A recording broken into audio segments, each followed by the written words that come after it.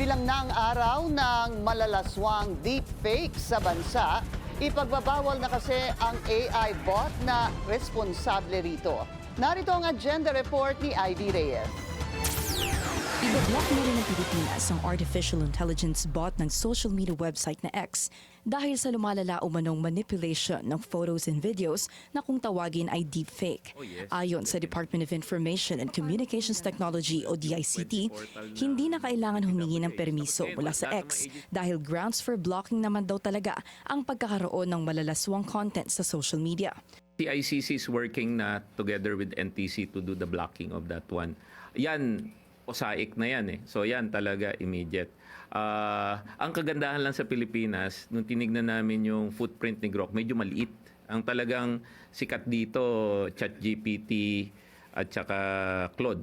Ang tinutukoy ni DICT Secretary Henry Aguda na batas na nilalabag daw ng Grok ay ang Anti-Online Sexual Abuse or Exploitation of Children Act o OSAIC. Sa ilalim ng batas na ito, kasama ang computer data at content data sa mga ipinagbabawal nito.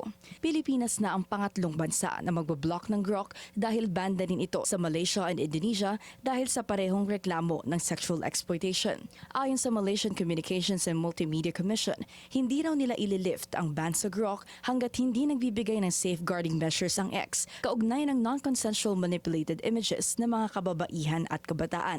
Ang tanging sagot daw kasi ng X sa Malaysia ay nakatuon sa pag-report ng mga user na hindi raw sapat para pigilan ang deepfakes. Sinubukan nating gamitin ang parehong chatbots ng Grok website at X at nakitang nakapag-edit nga ng mga pictures at videos sa Grok nang naaayon sa kagustuhan ng gumagamit. Sa susunod na linggo, posible raw na masagot na ang problema sa deepfakes dahil kumikilos na ang DICT para tugunan ang kalaswaan na umiiral sa Grok. Para sa agenda, Ivy Reyes, Bilinar News Channel.